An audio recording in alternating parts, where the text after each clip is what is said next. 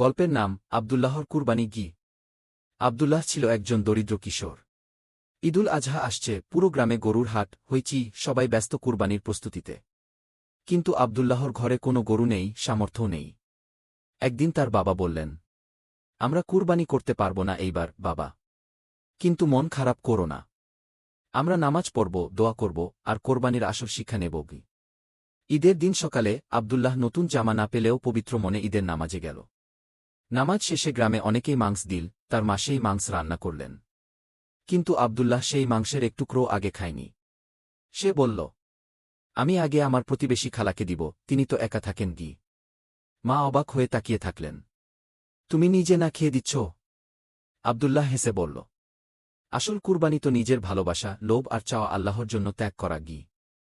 গল্পের শিক্ষা: কুরবানি মানেই শুধু পশু জবাই নয়। কুরবানি মানে ত্যাগ, সহানুভূতি ও আল্লাহর সন্তুষ্টির জন্য নিজের চাওয়াকে কোরবানি দেওয়া।